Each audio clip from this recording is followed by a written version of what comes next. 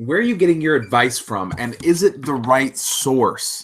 That's what we're going to talk about today, and why it's important. Because if you're getting your business advice from the wrong source, you might be getting the wrong information, which is going to stunt your growth as a business. Welcome to the Action Chat. I am Craig Severinsen. I am with Brightworks PR and Marketing, and this is the show where we come together every day, every single day at 10 a.m. Central to talk about how to grow a massively successful business. And the business we're focusing on is yours. So why don't you come and join us? Make sure that you subscribe down there. Make sure you comment and you like, and we'll integrate your questions into the program. Now, today I want to talk about something that I see a lot, and maybe this advice is going to be a little bit controversial, but I don't care because it's true. This is truth. Too many of us live in a world where we talk about the pie. We got to get our piece of the pie, and it's this finite pie, and we've got to fight and claw and kick and punch. We got to get our small piece of the pie. And in that world, it's a world of scarcity. It's a world of really intense competition. It's not a fun place to be. And I just want to say that is not true. When you have a really clear marketing message and when you provide massive value, you can live in a world of abundance where there's enough pie for everyone to go around, because there's different types of pie, where you can carve out your niche and have a very lucrative business, a very lucrative, life, and provide massive value, have massive impact on the world around you, on your community, because you live in a world of abundance. And it's a mind shift, and it's hard to make that shift.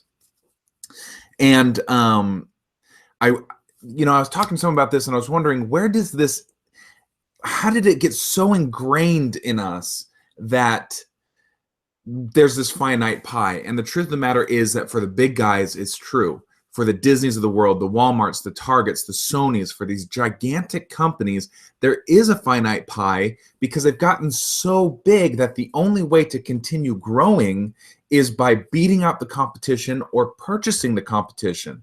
So they've got to steal from each other to continue growing. So in a sense, that philosophy is true, but it's not true until you get very, very, very big.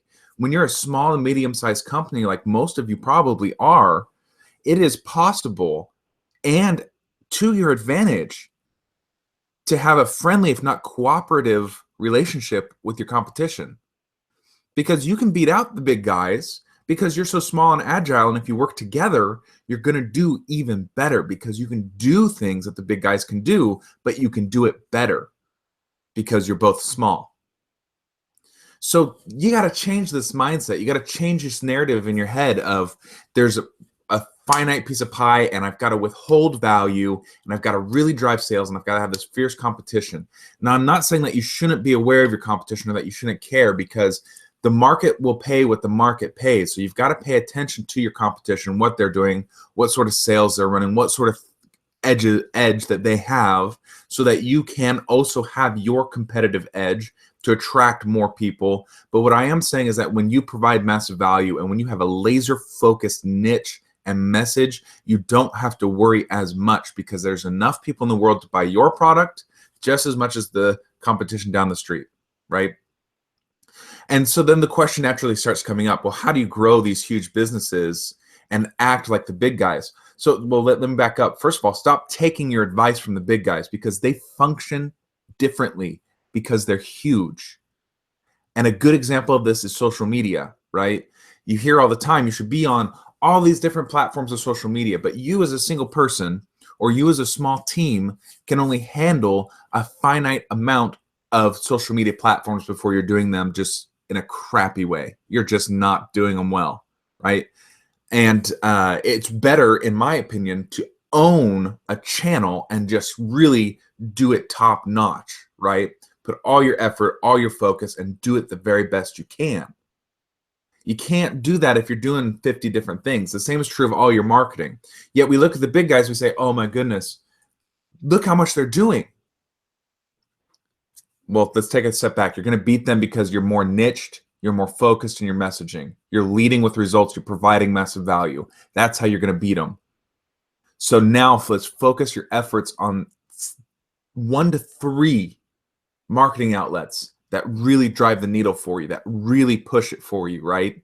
And I'm talking social media, I'm talking traditional marketing, I'm talking about your marketing in general, right? You're going to choose 1 to 3. And as you grow, let's say you grow big enough that you can start hiring people to run your Instagram account, to run your Facebook account, to run your webinars for you, to book speeches for you, right? To help fill your workshops, all those marketing tactics that you're doing.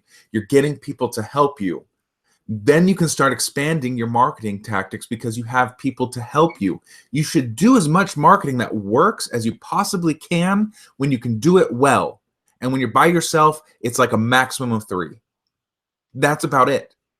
The good news is 3 is going to build you a really big, successful business when you do them well, when you own them. And then when people come on board because you can afford them, you can start to expand your base, right?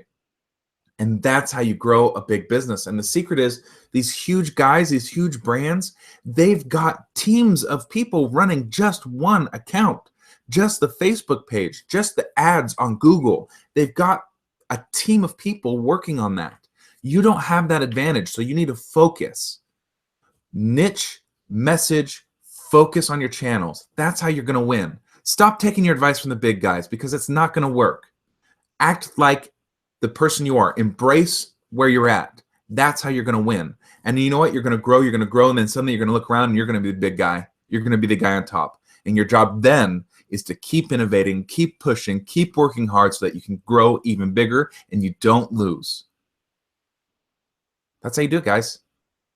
Okay, rant over for the day. What I want you to do is I want you to take some fast focus, imperfect action. What are the 3 marketing tactics that drive the needle for you? Do you have a niche? Do you have a clear message? What are your marketing tactics? If you don't know those, get on the phone with me. Let's talk. Go to brightworkspr.com, sign up for a free session. I'm giving away an hour of my time right now. I'm not going to be able to do that forever. I'm doing it right now because I've got the time. Jump over to my website, sign up for that. And that's my way of providing massive value to you.